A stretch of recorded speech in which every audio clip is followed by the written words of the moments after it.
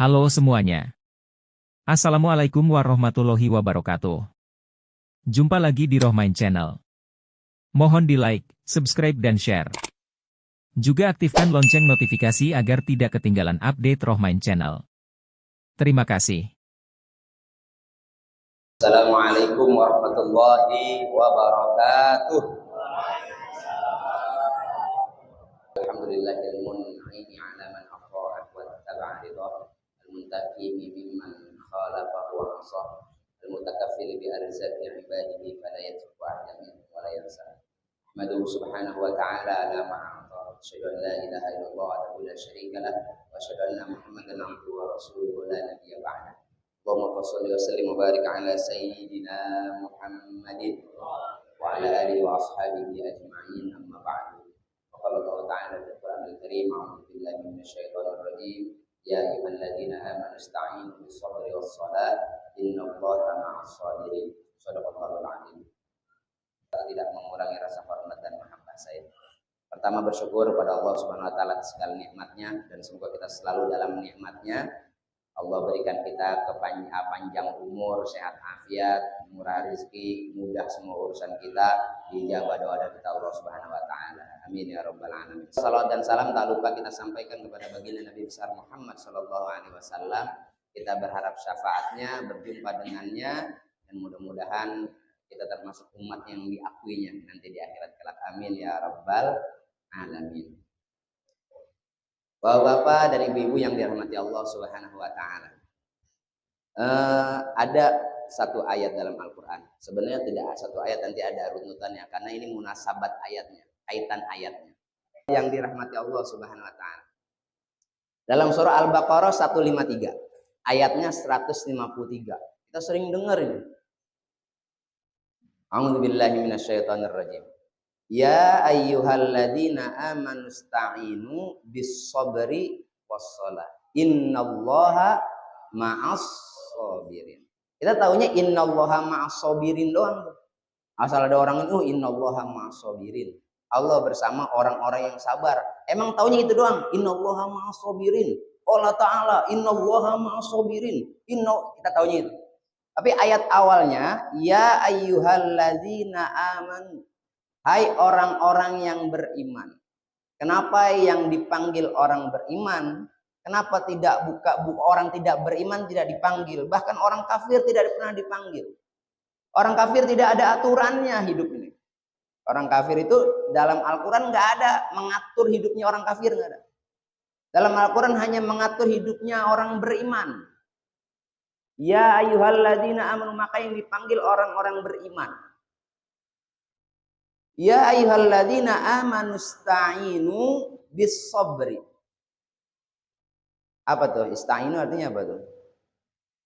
Iyyaka na'budu wa iyyaka nasta'in. Kepadamu kami menghamba. Na'bud itu menghamba, beribadah. Abdun, hamba. Na'budu, kami menghamba kepada. Iyyaka na'budu wa iyyaka nasta'in. Ista'ana yasta'inu artinya memohon pertolongan. Wasta'inu, memohon pertolongan. Wasta'inu bisabri wassalah. Dan mohonlah pertolongan kepada Allah dengan dua cara. Jadi memohon pertolongan sama Allah caranya dua. Yang pertama bisabri, yang kedua wassalah, dan sholat. Jadi dalam Al-Baqarah bukan cuma ini doang. Misalnya dalam Al-Baqarah ayat 145, Al-Baqarah ayat 45 atau 43. Nah, dicari ini 43 atau 45. Ayatnya begini. Wasta'inu bis-sabri was-shalah wa innaha lakabiratun illa 'alal khashi'in. Sama perintahnya. Wasta'inu bis-sabri was-shalah. Tapi di 153 pakai ya ayyuhalladzina amanu ista'inu bis-sabri was-shalah. Jadi ada dua perintah, ada perintah yang dia termaktub dalam Al-Qur'an di dua ayat. Ya. Ada wasta'inu bis-sabri was-shalah, Wa innaha lakabiratun illa 'alal khashi'in. Yang kedua, ya ayyuhalladzina amanu ista'inu bis sabri was shalah innallaha ma'as sabirin. Jadi perintah ini diulang lagi dalam surah yang sama, perintah diulang lagi. Para ulama menjelaskan kenapa dalam satu surah ada dua perintah, dua ayat ini diulang lagi ayatnya. Kata para ulama, untuk mengingatkan kita lebih tinggi lagi, lebih dalam lagi, lebih banyak lagi, untuk memohon pertolongan Allah dengan dua cara. Yang pertama dengan cara sabar, yang kedua melaksanakan sholat. Pertolongan itu doang. Jadi kalau kita mau ditolong sama Allah, dua caranya. Yang pertama sober, bahasa Arabnya sober. Kalau di sini ada nama Abdus Sobur, benar itu namanya Abdus Sobur. Jangan di bahasa Indonesiain Abdus Sabar. Sabar itu bahasa Indonesia. Orang kagak sabaran katanya. Nama aja sober katanya, orang nggak sabaran, sober. Dua, sabar dan sholat. Sekarang saya tanya, sabar itu apa? Ada yang tahu nggak sabar itu? Lu sabar lu, udah sabar. Orang suruh sabar. Iya, sabar itu apa? Sabar itu apa? Sabar. Bahasa Indonesia sabar, kalau bahasa Arabnya sober. Makanya orang Arab kalau dia bilang dia nasihatin orang lain, sober, sober. Sober, sober. Sobron jamil, sobron jamil. Sabar itu bagus kata dia. Sobron jamil. Orang lagi marah-marah nih. Orang Arab tuh kalau ngomong yang begitu, bukan dia marah emang. Tangannya begini-begini. Kalau orang India kan pasti kepalanya goyang-goyang. Ya, mau beli apa? Mau beli ini mau beli apa enggak? Kan palanya goyang. Kalau India, kalau Arab tuh tangan yang main. Padahal dia mah biasa aja. Cuma emang ekspresif.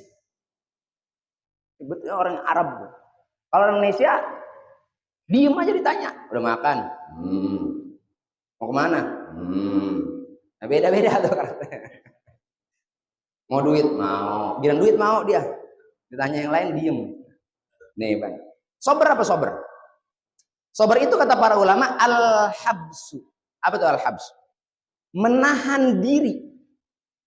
Sober itu menahan diri. Dibagi oleh Al-Ghazali, sober itu ada 3 macam.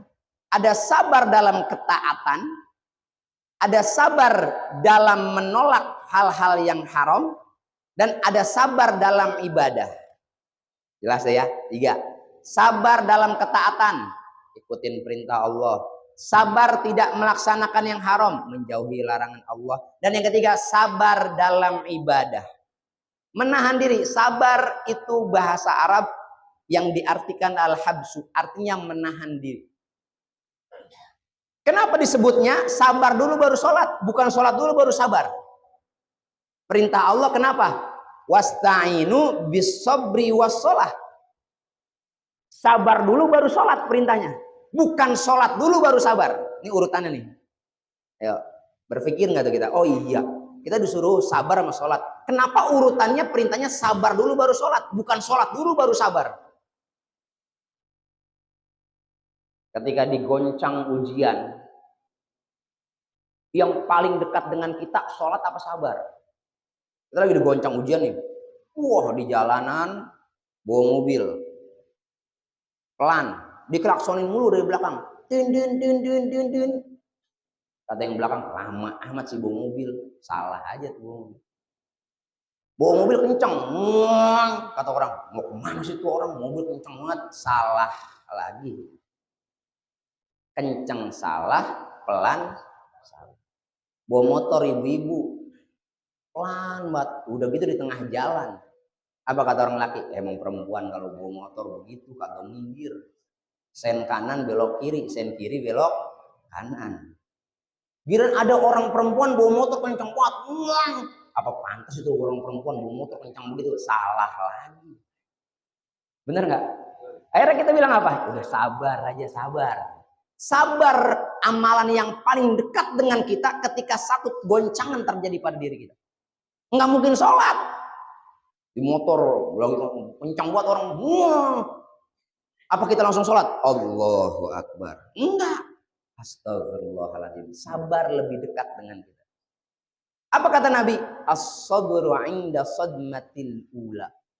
Sabar yang ternilai nih, jadi sabar tuh ada tingkatannya. Sabar yang ternilai paling tinggi 'inda sadmatil ula, kesabaran yang datang pada diri kita pada hantaman yang pertama. Jadi ketika lagi diuji, sabar yang pertama itu as-sabr, itu disebut dengan sabar 'inda sadmatil ula. Itu yang paling nilainya tinggi. Kalau kita kan kagak, ribut dulu, dipisahin sama orang, sahabat dibawa kantor polisi dulu, baru kata polisi, udah maaf-maafan, dia maafin saya. Nah, sabarnya terakhir. Itu bukan sabar itu. Sabar itu 'inda sadmatil ula, di awal. Malah terkadang orang tidak menjawab. Ketika kita lagi marah nih, kita nggak jawab, diem. Diamnya kita itu adalah kesabaran, bahwa dia mengikuti petunjuk para ulama apa? Idza nataqas safihu fala tujibhu fa khairum min ijabatihi as-sukut. Kalau ada orang lagi ngomong nggak jelas, ngomel macam-macam, dia berkata yang macam-macam, kata para ulama tasawuf, fala tujibhu, jangan dijawab. Fa khairul ijabah as-sukut. Jawaban terbaik adalah diam. Diam adalah jawabannya. Kadang kita orang laki kan kayak begitu ya, kagak mau jawab. Diomelin sama bini di rumah, kagak ngejawab. Pada tawa-tawa aja. Bukan takut. Bukan takut. Sebab kalau ngejawab makin panjang urusan. Betul nggak? Betul nggak? Saya tanya, jawab bener nggak ini? Pada diem aja, jawabnya pada dalam hati sih, kayaknya benar-benar sabar ini. Maka jawaban terbaik adalah diam. Kenapa bapak-bapak kebanyakan diam? Karena dia mengikuti petunjuk ulama untuk tidak menjawab hal-hal yang tidak baik. Hal-hal yang tidak perlu dijawab, tidak jawab. Diam. Kenapa? Karena bisa jadi diam, kesabaran kita itu sudah menjawab berbagai macam problematika. Betul nggak? Cuma kalau dagang jangan diem aja. Sapi berapa duit ini Pak RW? Diem aja dia. Woi, sapi berapa duit? Diomel-omelin. Kata Ustadz, kalau diomelin nggak usah dijawab, diem aja. Ini bagaimana sih ini? Kan ada orang tuh begitu karakternya. Oh, gimana ya? Sapi nggak dijawab. Akhirnya laku nggak tuh dagangan? Bang, bakso berapa bang? Saya pakai ini. Kenapa? Sabar. Akhirnya kagak laku. Beda nih, sabar tuh menempatkan di mana tempatnya itu sabar. Tapi sabar yang paling utama adalah 'inda sadmatil ula, kesabaran yang terjadi yang ada pada hantaman pertama, sabar. Dagang Jawa beda dia dengan ujian lain.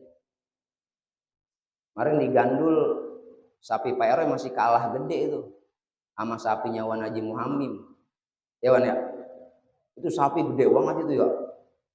Cuman saya nungguin kagak ada yang nyampe ke Gang Boto. Yang kedua, cara memohon pertolongan kepada Allah dengan cara sholat.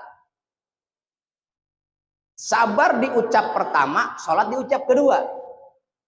Memohon pertolongan kepada Allah itu dengan sholat. Setelah sabar, sholat. Kenapa nggak sholat dulu baru sabar? Karena sabar mendekati paling dekat dengan diri kita. Kemudian sholat, dia punya syarat, punya rukun, punya wajib, punya sunnah, punya syarat-syarat tertentu untuk bisa melaksanakan sholat. Dia harus wudhu dulu. Wudhu hukumnya apa? Wudhu hukumnya apa? Wudhu hukumnya apa? Enggak ada yang jawab ini. Gue jawab wajib takut salah. Gue jawab sunnah takut salah.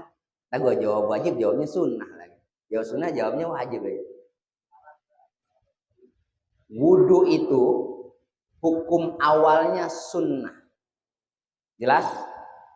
Dia berubah menjadi wajib karena dia digunakan untuk menyempurnakan kewajiban. Saya ulang. Wudhu itu hukumnya sunnah. Dia berubah hukumnya menjadi wajib karena dia menyempurnakan kewajiban. Sholat wajib nggak? Wajib. Sebelum sholat harus apa? Wudhu. Karena wudhu menyempurnakan sholat yang wajib, maka wudhu hukumnya menjadi jelas. Jelas? Saya ulang. Sesuatu yang sunnah digunakan menyempurnakan kewajiban, maka yang sunnah itu hukumnya berubah menjadi wajib. Nyari duit. Hukumnya wajib apa sunnah? Sunnah hukum awalnya. Karena dia menyempurnakan kewajiban kita sebagai kepala keluarga mencari nafkah, maka nyari duit, nyari rezeki nih, nyari ini nih, hukumnya yang sunnah berubah menjadi wajib. Jelas? Kenapa berubah? Karena dia menyempurnakan kewajiban. Kenapa yang kedua meminta pertolongan kepada Allah lewat sholat? Enggak langsung sabar dulu baru sholat. Bukan sholat dulu baru sabar. Karena sholat punya syarat tertentu. Dia harus terhindar dari najis. Terhindar dari hadas. Apa bedanya najis dengan hadas?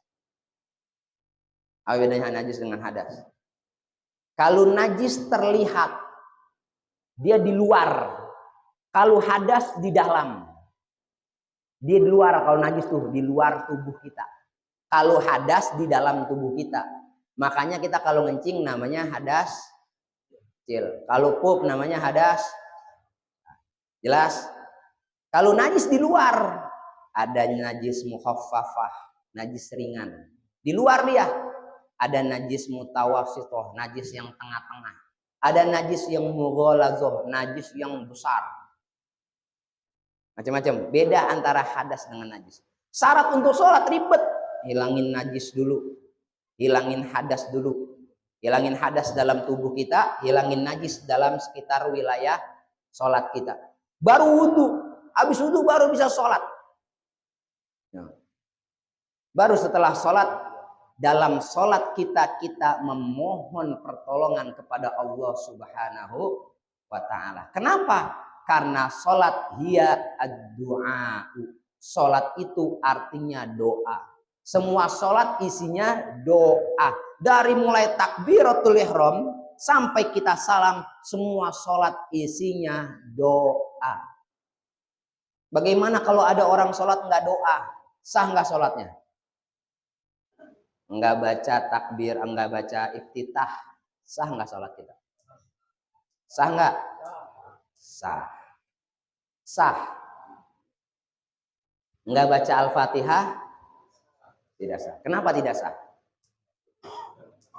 Karena Al-Fatihah ruknun min arkanis sholat. Salah satu rukun dari rukun sholat. Demikianlah, semoga bisa memberikan informasi yang bermanfaat buat semuanya. Dan jangan lupa di like, subscribe, dan share. Aktifkan juga lonceng notifikasi agar dapat menerima update Rohmain Channel. Wassalamualaikum warahmatullahi wabarakatuh.